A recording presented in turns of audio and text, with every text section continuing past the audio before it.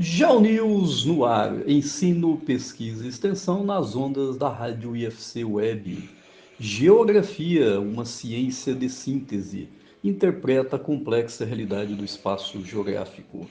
Sejam bem-vindos das 5 regiões do Brasil, a nossa rede, a nossa audiência em todo o país. Hoje, GeoNews especial Dia do Trabalho. Eu sou o professor Dr. Nildo Melo, aqui do Instituto Federal Catarinense do Campus Brusque. Leciono Geografia e Empreendedorismo no ensino médio, no curso superior de redes de computadores e no técnico em cervejaria. Então, hoje, o Dia do Trabalho, dia 1º de maio de 2021. Vamos discutir a origem da data, a importância e as novas formas de trabalho nos dias atuais. A minha dica de sustentabilidade de hoje: separe os materiais perigosos e encaminhe-os para os pontos de coleta em seu município.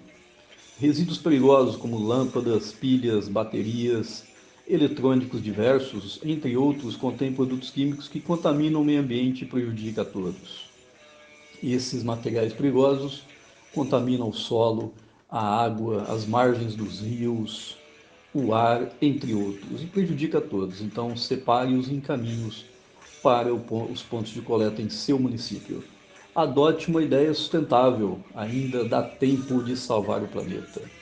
Então, hoje, especial GeoNews Dia do Trabalho, vamos falar da origem da data, da importância e das novas formas de trabalho nos dias atuais. 1º de maio, Dia do Trabalho. O Dia do Trabalho é celebrado em vários países nesta data.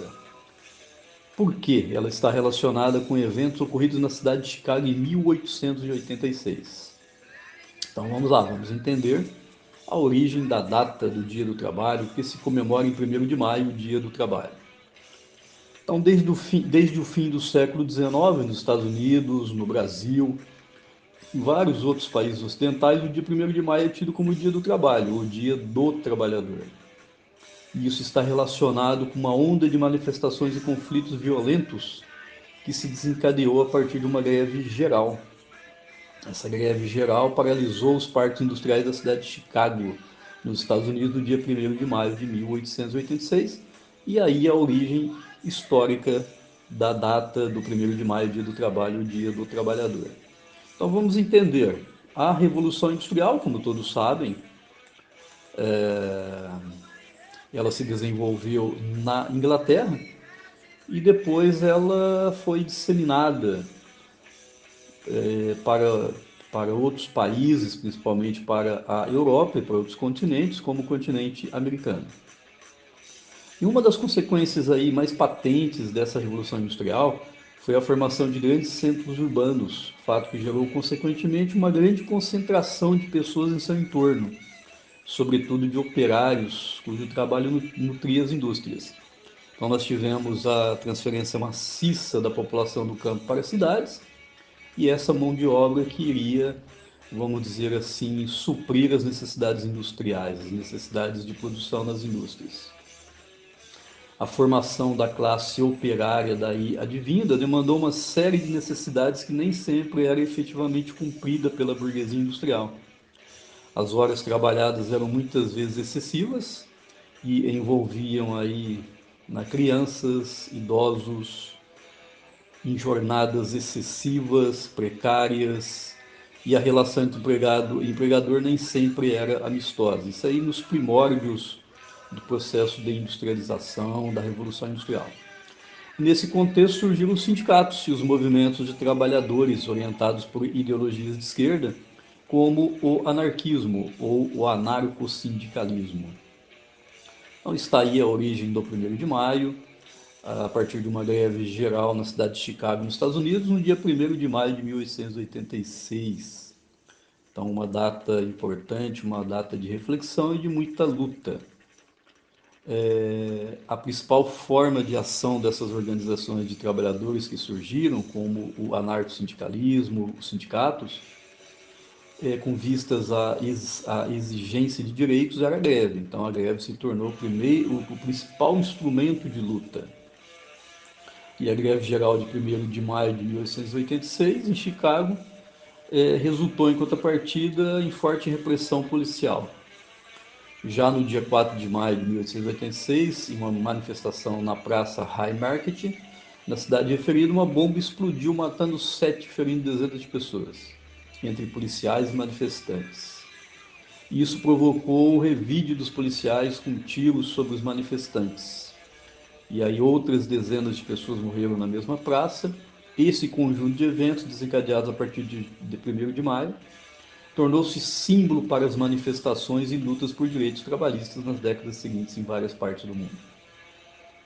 Então, esses eventos lá em Chicago desencadearam essas manifestações, desencadearam a luta por melhores condições de trabalho e toda essa reflexão no Dia do Trabalho. Então, o Dia do Trabalho ficou aí como um símbolo dessa luta, como um símbolo desse período, e hoje nós comemoramos o dia 1º de maio, o Dia do Trabalho, o Dia do Trabalhador, em várias partes do mundo e aqui no Brasil também. E no Brasil, quando foi instituído o Dia do Trabalho? No caso específico do Brasil, a menção ao dia 1º de maio começou já na década de 1890, quando a República já estava instituída e começava um processo acentuado do desenvolvimento da indústria brasileira. Nas 2 primeiras décadas do século XX, começaram a formar-se os movimentos trabalhadores organizados, sobretudo em São Paulo e no Rio de Janeiro. Entre esses movimentos também figuravam ideologias como o anarco-sindicalismo de matriz italiana.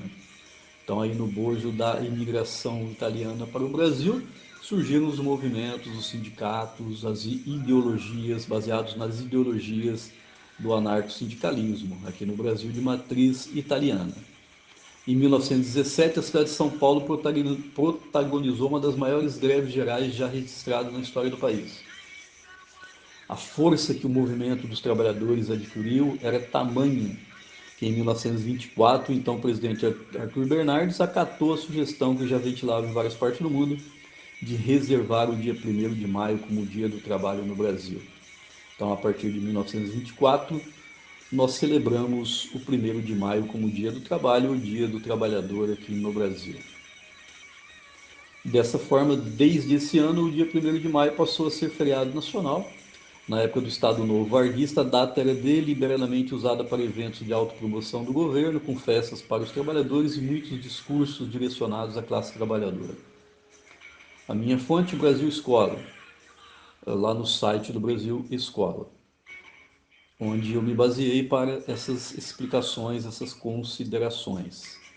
Então, todos os direitos conquistados ao longo da história da classe trabalhadora no Brasil e no mundo advêm dessa luta, desses movimentos sindicais, dessas ideologias. Então, todas essas conquistas vêm dessas lutas, dessas greves gerais. Então, tudo foi conquistado.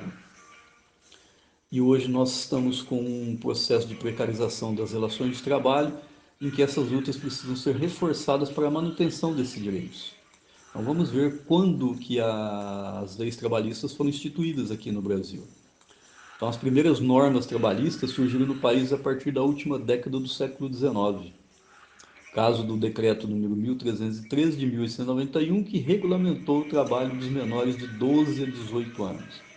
Então, já em 1891, essa regulamentação do trabalho dos menores. A política trabalhista brasileira toma forma após a Revolução de 30, quando Getúlio Vargas cria o Ministério do Trabalho, Indústria e Comércio. Então, após 1930, o presidente Getúlio Vargas cria aí o Ministério do Trabalho, Indústria e Comércio. A Constituição de 1934 foi a primeira a tratar de direito do trabalho no Brasil, assegurando a liberdade sindical, salário mínimo, jornada de 8 horas, repouso semanal, férias anuais remuneradas, proteção do trabalho feminino e infantil e isonomia salarial. Então, tudo isso no bojo do processo de industrialização no Brasil, das lutas trabalhistas, dos movimentos sindicais. Então, tudo no bojo desses movimentos trabalhistas. Então, tudo foi conquistado, tudo foi de muita luta. O termo Justiça do Trabalho também apareceu pela primeira vez na Constituição de 1934 e foi mantida na Carta de 1937, mas só foi instalado de fato em 1941. A necessidade de reunir as normas trabalhistas em um único código abriu espaço para a consolidação das leis do trabalho, a CLT, criada em 1943. Então, em 1943, a criação da CLT, a Carteira de Trabalho aqui no Brasil. Então, aí está a origem histórica do dia 1º de maio, do movimento trabalhista, dos movimentos sindicais, e que hoje nós celebramos o dia 1º de maio como o Dia do Trabalho, o Dia do Trabalhador. No entanto, é um dia de reflexão. A taxa de desemprego no Brasil fica em torno de 14,2% em janeiro, os dados do mês de janeiro do IBGE. Os desempregados totalizavam 14,3 milhões de trabalhadores desempregados do Brasil. A minha fonte de dados é o Infomoney do dia 31 de 3 de 2021, a minha base para os meus comentários e minhas considerações. Então vamos lá, a taxa de desemprego foi para 14,2% do trimestre imóvel encerrado em janeiro de 2021, de acordo com a Pesquisa Nacional por Amostra de Domicílios Contínua, a PNAD contínua, divulgada pelo IBGE no mês de janeiro. O número de pessoas desempregadas no Brasil foi estimado em 14,3 milhões no período. Então, muita gente desempregada, claro que tem a ver com a pandemia, mas também por causa da crise econômica que já perpassava toda a sociedade brasileira. De acordo com o IBGE, embora a taxa de desocupação tenha ficado estável em 14,2% frente ao trimestre anterior, é a mais alta para um trimestre até janeiro. Então vamos lá, vamos comentar. Então, o desemprego, ele já era alto mesmo antes da pandemia. Com o surgimento da Covid-19, esses dados aumentaram significativamente. Então, aqui no Brasil, nós já estávamos passando por uma séria crise econômica desde meados de 2016. E com o surgimento da pandemia, com o desencadeamento de todo esse processo de pandemia, de paralisação das atividades econômicas, o desemprego aumentou. E esse desemprego ele é associado à pobreza, à perda de renda, ao desalento, à paralisação das atividades econômicas. Todo esse contexto coloca os trabalhadores numa situação difícil nessa pandemia, sendo consenso entre especialistas que somente a vacinação em massa da população deve trazer de volta o crescimento econômico sustentado e a geração de empregos, devido à demanda reprimida em vários setores econômicos. Então nós temos aí uma forte demanda reprimida em vários setores econômicos, e com esse processo, com a aceleração da vacinação em massa da população, com certeza o crescimento econômico sustentável voltará e a geração de empregos também. Mas para isso precisa acelerar esse processo de vacinação aqui no país. Junta-se a essa situação o trabalho precário das últimas décadas que emergiu com a crise do Fordismo e Taylorismo da década de 1970. Então, lá em meados da década de 1970, nós tivemos a crise do modelo de desenvolvimento fordista-taylorista, principalmente nos países avançados.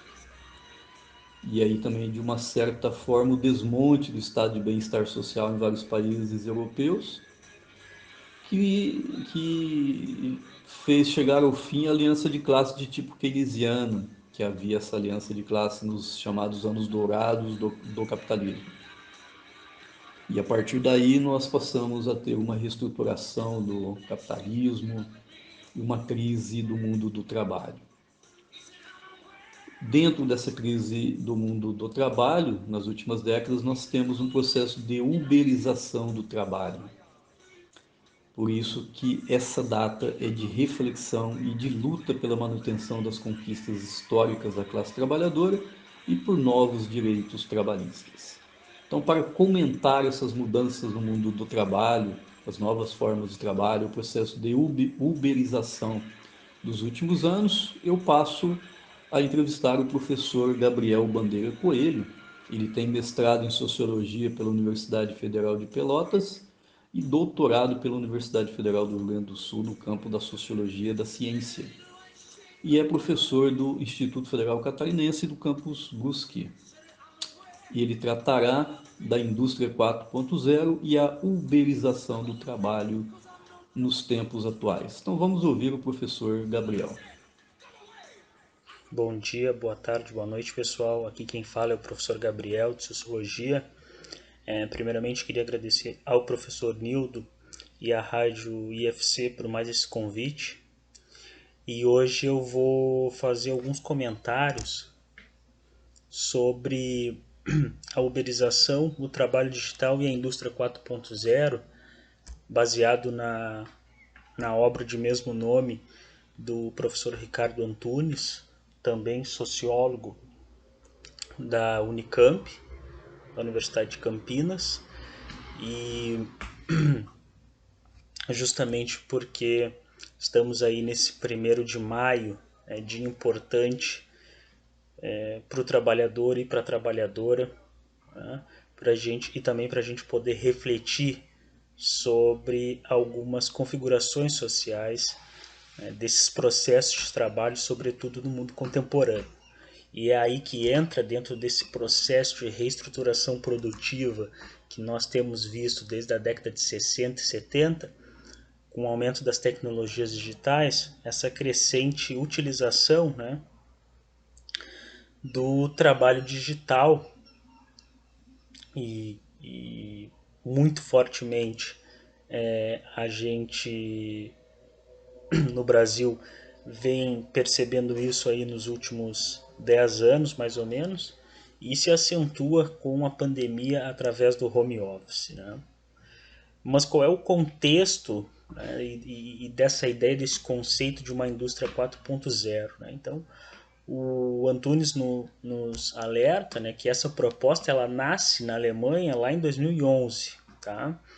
E ela foi nomeada assim no sentido de significar esse salto, né, esse profundo salto tecnológico no mundo produtivo, né, na forma de como se produz, né, mercadorias, serviços, né, e que está, obviamente, como eu comentei, estruturando a sociedade, né, através dessas novas tecnologias de informação e comunicação que são as TICs, né, e que vem se desenvolvendo cada vez mais de forma acelerada, né? Então, é um fenômeno recente, mas que tem uma amplitude global, né? Atinge a, a esfera mundial como um todo, né? E, segundo o Antunes, essa dimensão da indústria 4.0 ela vem transformando, né, não só as formas de produção, mas também as relações de trabalho, né, no interior, né, da indústria, da agricultura e dos próprios serviços, né, bem como as suas interconexões como a agroindústria, a indústria de serviços e os serviços industriais, né. Então vejam que essa ideia de indústria 4.0 ela é uma realidade, na verdade, que já permeia, né, de algum modo e atravessa também todas as esferas em relação ao mercado, à economia, né, à produção de bens, produtos e serviços, né? Então, o que acontece é que essa indústria 4.0 ela se caracteriza por uma ampliação cada vez mais veloz também e, e, e com uma amplitude jamais vista, justamente por atingir todo o globo, né, desses processos produtivos que são cada dia mais robotizados e automatizados, né? Então o professor Antunes afirma então que esse processo cada vez mais robotizado e automatizado dos processos produtivos, isso vai fazer com que num curto e médio prazo a lógica empresarial seja controlada digitalmente, né? Esse é o futuro que se avizinha não muito distante. Tá? Mas então quais seriam esses impactos da expansão, né, do universo máquina informacional digital, né, dessa indústria 4.0 no nosso mundo produtivo e laborativo, que também é uma questão colocada pelo Antunes nessa obra na qual eu estou resumindo aqui para vocês, né? Então, segundo o Antunes, essa ampliação, né, da indústria 4.0, ela gera, na verdade, e acaba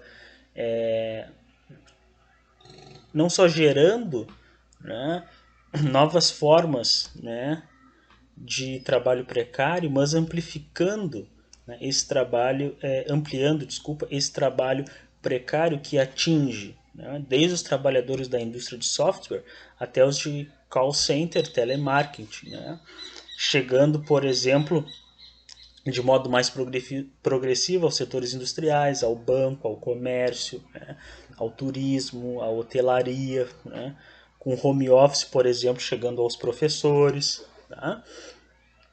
Nessa modalidade de ensino remoto, por exemplo. Então, a gente sabe que boa parte dos trabalhos atualmente é dependente, de algum modo, das tecnologias digitais. Tá?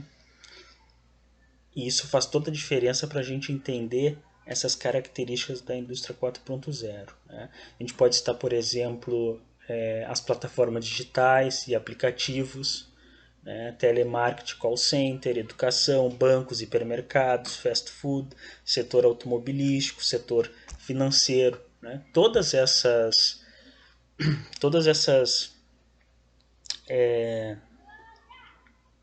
esses campos, né, de trabalho, né, e por exemplo a educação, como eu falei em relação ao ensino remoto e também a própria educação à distância, o ensino à distância são, né, já estão, né, se não em grande parte, né, já possuem aí características, né, de trabalho digital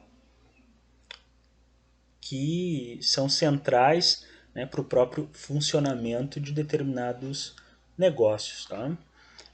Por exemplo, em relação ao setor financeiro, não tem como imaginar hoje em dia, né,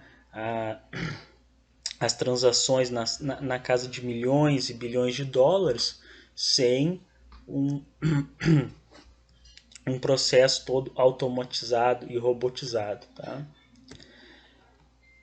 E o que seria, e quais seriam, por exemplo, essas consequências, né, dessa indústria 4.0? Né? Uma delas, como diz o Antunes, é o trabalho intermitente e a uberização, né, do trabalho. Então, como é que ele define a uberização? Né? Esse processo de uberização, né, se caracteriza pelas relações de trabalho, né, individualizadas, né, que assumem, de modo geral, uma aparência de prestação de serviço. Né? O motorista ou a motorista do aplicativo, eles são vistos como prestadores de algum serviço, né? Como se fossem totalmente autônomos ou com a ideia do empreendedor de si mesmo ou do próprio slogan seja seu próprio patrão, por exemplo. Né? E segundo o Antunes, isso ofusca as relações, por exemplo, de assalariamento e de exploração do trabalho. Né? Porque o que acaba acontecendo é que muitos, né, trabalhadores e trabalhadoras, por exemplo, desses aplicativos, não só do Uber, por exemplo, mas também do iFood e outros aplicativos semelhantes, a ideia é fazer com que se tenha um imaginário de um trabalhador livre, de um trabalhador que seja autônomo, mas na verdade o que essa análise do Antunes traz é a questão de que existe ainda, que de forma encoberta, uma relação de assalariamento, né? Porque o trabalhador ali ele acaba gerando, né, através do seu serviço, lucro para essas empresas, né, tendo que trabalhar muitas vezes 8, 10, 12 horas diárias para conseguir ter uma renda digna, né, e ao mesmo tempo sem nenhuma forma de proteção social, como previdência, plano de saúde, vale alimentação, dentre outras. Né.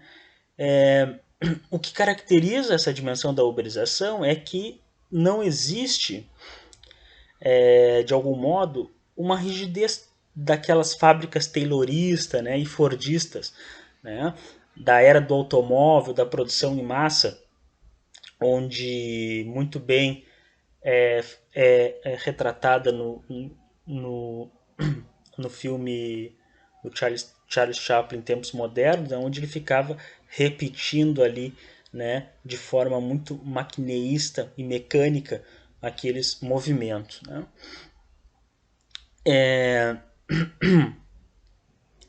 Então essa dimensão da uberização, que é fruto dessa indústria 4.0, ela é um impulso decorrente dessa expansão informacional digital, né, daquilo que a gente poderia chamar de uma quarta revolução industrial, que é essa revolução da tecnologia digital, né, do capital humano ser valorizado pelo conhecimento, né, pela informação, né, pela flexibilidade, dentre outras características. Né? Então, sob o comando então dos grandes capitais, né, sobretudo financeiro, né, que vão se impondo, né, de uma outra maneira que não mais aquelas maneiras características das relações de trabalho fordista e, e taylorista, que eram, né, relações, por exemplo, entre patrão e empregado, que existia uma relação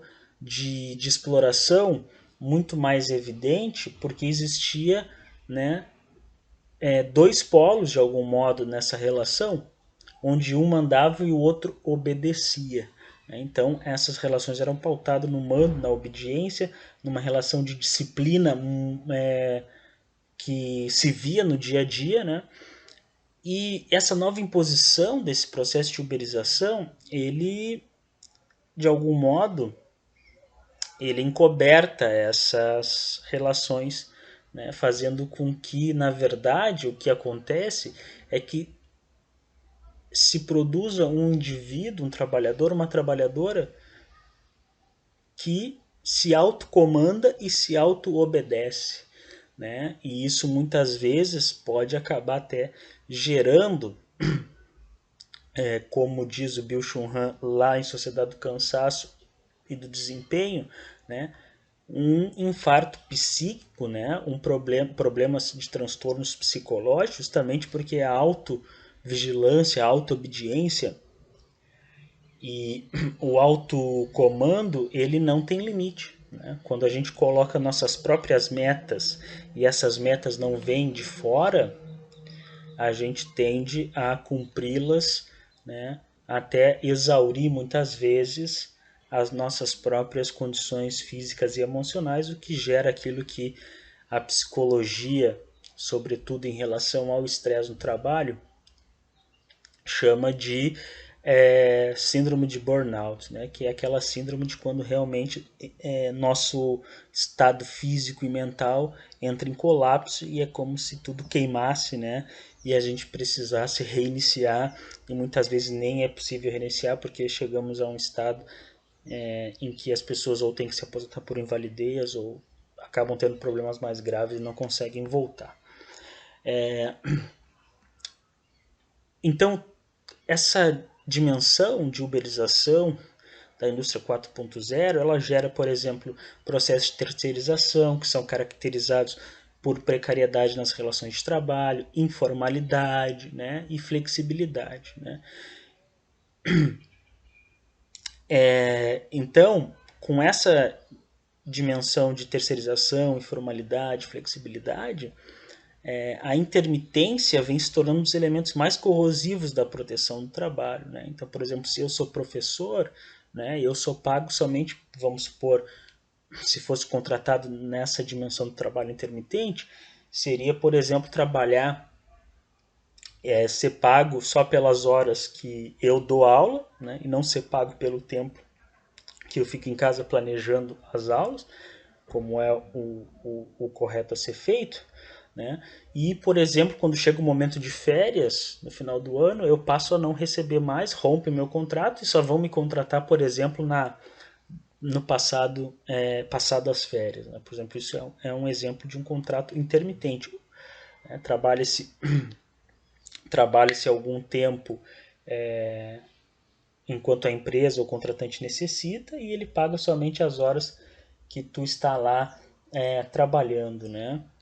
Não paga, por exemplo, nesse caso do professor, né, o tempo gasto em, em preparação de material, de aula, enfim. Né? É o que se chama contrato zero hora, né? Como diz o Antunes, que permite a contratação de trabalhadores e trabalhadoras que ficam à disposição de alguma plataforma digital. Né? E essa lógica ela nasce no Reino Unido.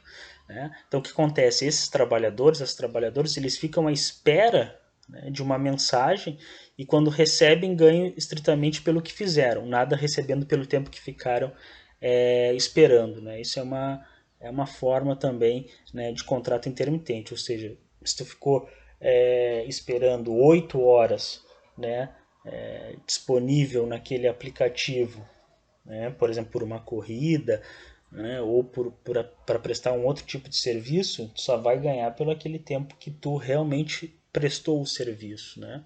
E não pelo tempo que tu ficou disponível esperando, né? Então, por exemplo, enfermeiros, médicos, trabalhadores do home care, motoristas, eletricistas, advogados, serviços de limpeza, entregadores, concertos domésticos, todas esses ofícios, segundo o Antunes, já estão, né, inseridos nessa lógica de contrato intermitente. Né? E isso foi facilitado, obviamente, pela expansão online e dos aplicativos. Né? Então, esse motorista, né, de Uber ou de aplicativo de entrega de alimentos, como o iFood, por exemplo, né, eles usam seus próprios automóveis, enfim, sua própria bicicleta, e acabam, né, arcando com a despesa dos seguros, gastos de manutenção. É eles que vão ter que pagar pela limpeza, eles mesmos têm que pagar pela sua própria alimentação, pelo combustível, entre outros, né, conforme define o próprio Antunes. Né? Então, o que o Antunes vai dizer, grosso modo, é que a empresa ela se apropria do lucro, do mais-valor, da mais-valia, gerado pelo sobretrabalho do motorista, sem nenhuma regulação social do trabalho. Então, diferente da forma que eram nas empresas nas indústrias fordistas e tayloristas, né, em que o sobretrabalho ele era extraído pelos donos das fábricas, né, através dentro da empresa, por exemplo, naquelas 8 horas de trabalho diário, agora esse sobretrabalho ele é extraído pelas grandes empresas, né, por exemplo, no caso da Uber, sem nenhum tipo de regulação social e também com essas horas, né, diluídas aí nessa ideia, né, nessa fantasia do patrão de si mesmo, do faça você mesmo, do tenha seu tempo livre, enfim. Né? Então, o que isso gera, segundo o Antunes? Né? Gera um aumento da informalidade, né? Consequentemente, aumenta a perda de proteção social, ou seja, de direitos trabalhistas. Né? A ideia é, como eu falei, do empreendedor de si mesmo, que acaba se configurando como uma forma oculta de assalariamento. Né? O que está por trás dessas relações, dessas novas relações de trabalho, é uma ocultação da relação de assalariamento, mesmo que se digam patrões de si mesmo, ainda há uma relação de assalariamento, porque as grandes empresas elas extraem a mais-valia sobre o trabalho a partir da prática laboral desses trabalhadores e trabalhadoras. Né? Então, o que acontece? Segundo o Antunes, o empreendedor, né, ele pensa ser o proprietário de si mesmo, mas acaba se tornando aí um proletário de si mesmo, como diz o Antunes, né, pois ele autoexplora o seu trabalho. Tá?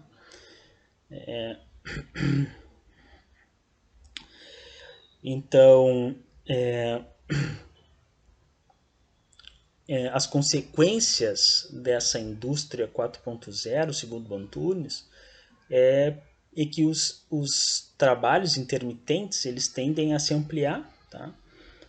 Pois o avanço da indústria 4.0 tem gerado uma quantidade incalculável dessa força de trabalho que será eliminada simplesmente porque não vão precisar mais delas, né? Então, as consequências, segundo o Antunes, é que muitos ofícios vão acabar sendo excluídos da sociedade justamente porque não vão ser mais necessários, né? Então, muitas pessoas vão acabar se tornando, em termos de força de trabalho a ser vendida no mercado capitalista, né, muitas pessoas vão se tornar supérfluas, né? Sua força de trabalho vai ser supérflua e, portanto, sobrante, né? Isso, ou seja, vão ser pessoas que não vão ter emprego, não vão ter seguridade social, né? E vão ser pessoas muitas vezes, né, que acabam se submetendo a trabalhos precários, justamente porque necessitam de uma renda para sobreviver, e vão ficar se expondo aí a riscos de acidentes, né, sem nenhuma perspectiva, né, de futuro, justamente porque estão condicionadas a se submeterem a trabalhos precários, né? Então é justamente por isso que a precarização do trabalho, a subutilização, o subemprego e o desemprego tenderão a aumentar de forma acelerada, segundo o Antunes, né?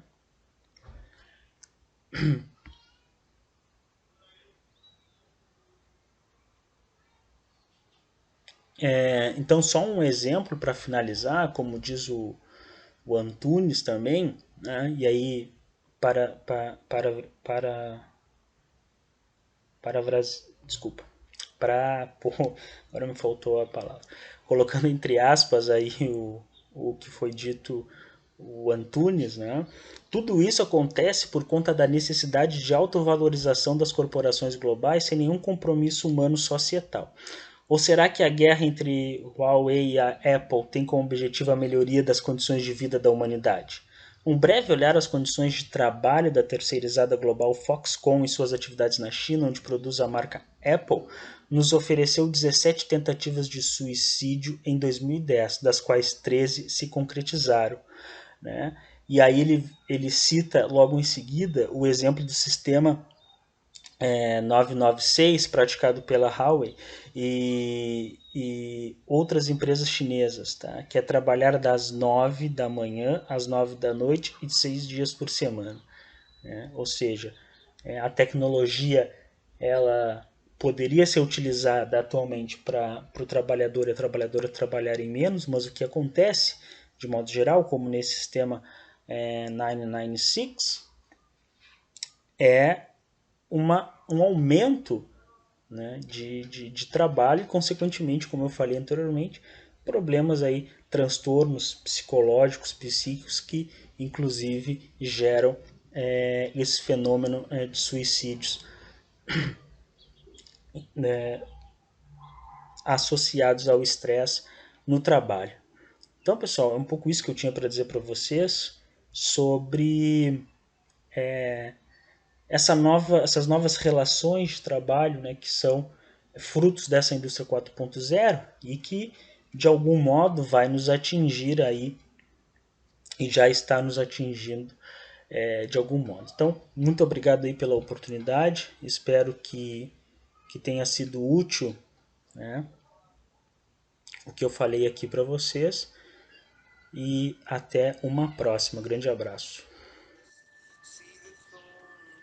GeoNews no ar, ensino, pesquisa e extensão nas ondas da rádio IFC Web.